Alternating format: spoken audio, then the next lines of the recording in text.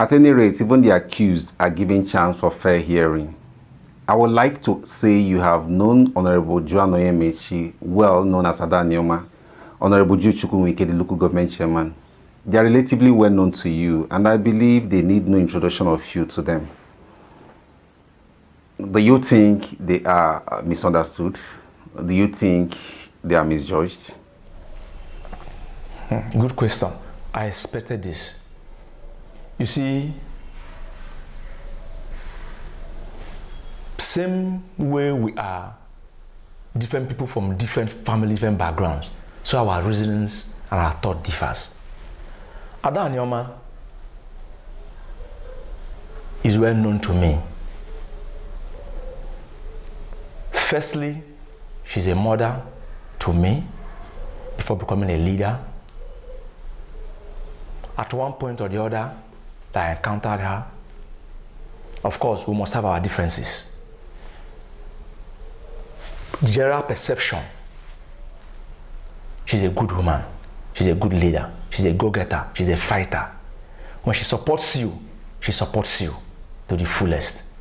When she's with you to the fullest. I want to boldly say here that some school of thought, maybe in quote, do not understand her properly. She's a woman with foresight and insight. She does things to get results. She does things for fairness, for justice, even for equity. I can beat my chest and tell you that. For Pastor Jude, my immediate boss, and the Honorable Chairman, he's a man full of wisdom. Before now, I call him a bridge between the old generals and the new generals. But in the recent time, we have learned that he's no longer a bridge between, but he's the bridge himself. He's the bridge himself at which we need to climb to get to the other side. He's a good man. He's a go-getter. He's a pace setter. He's a man that has listening ears. He's a man that is not clannish. He's a man that will want to treat an Osokwa man like he would treat an Obolo man and treat an Ogwashiku man. I want to again say something that will be striking. Some persons wouldn't agree with me, but that is just the simple truth to the best of my knowledge and ability and understanding. Pastor Jude Chukwunwike is an individual. He's a person, he's an entity of himself. Ada ANIOMA Joan is a different person entirely. They are both contributing their quota to the development of the state, to the local government, to the clan, to humanity, etc. Case study. When our party, the PDP, makes a demand, Ada ANIOMA comes as Ada ANIOMA to meet the demand as Ada ANIOMA. And Pastor Jude comes as Pastor Jude, Honorable Jude, to meet a demand as Honorable Pastor Jude Chukwunwike, and not as siblings. They don't come as siblings. They don't come as blood brothers and blood sisters. They come as individuals. So they should be given fair hearing. They should be treated as though one people, but different persons. That's the simple truth. We do not say, taking Cyril for an example, working for the government, doing all it takes for the government to succeed.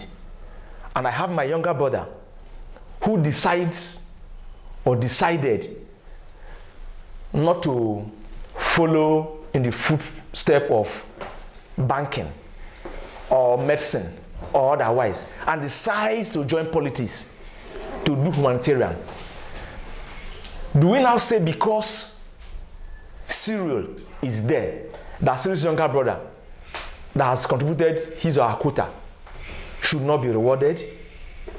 I mean, saying so would be unjust. But again, we are humans. We are humans. It's understandable when we make that sentiment. When that sentiment comes in, the same papa, the same mama, it's understandable. Are they both qualified?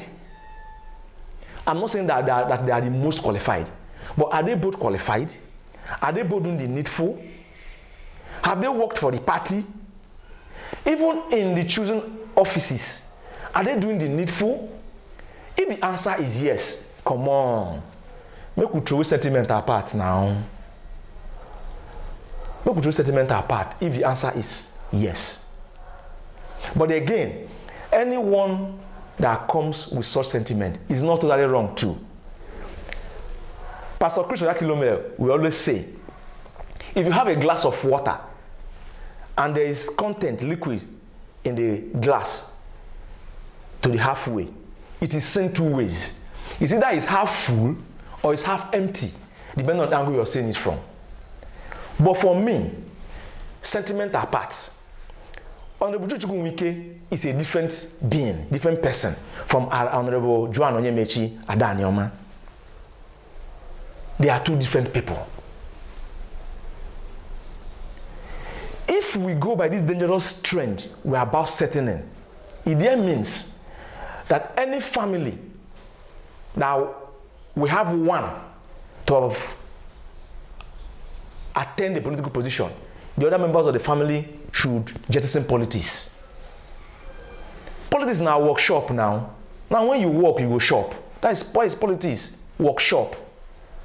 So you don't expect a family where 5 of them, as it were, decide to put in all they have into politics. And when the spoils comes, you will say because number 1 has taken, number 2, 3, 4 should not take. No, now. Only low bubble now. But that being said, we should also apply wisdom in what we do. Because enyendeba. Thank you. All right. In the final analysis, and on a lighter note, some believe that the local government election is not in the immediate priority of the state government, though there is no better time to prepare and plan for politics. But there could be other considerations, other trends taking the attention of the government at the moment. But when the time comes, it is expected that the government will rise to the occasion and do the expedients. What some people are looking forward to, and probably unexpected by some other people. But let me on a caveat ask, should the governor in his wisdom and prerogative, just like in his wisdom and prerogative appointed commissioners, choose to throw the council chairmanship to your clan, Nsukka clan, how would you expect your clan to rally around that, since some are pushing and advocating for concession and understanding? Good one. I have been expecting this question from you. You see, Right Honorable Sheriff Oborowore, the Executive Governor of Delta State, is a Democrat. He's not a dictator. In his wisdom, he appointed ANIOMA as a commissioner. And I believe also, if in his wisdom, with the collaborations of the leaders of the state and of the local government, decides, like you just said, through the chairmanship slot to Nsukka clan. Well, I believe holistically that the governor, who doesn't want trouble, who wants peace in his state and Aniocha South, as it were, wouldn't want to throw us into chaos.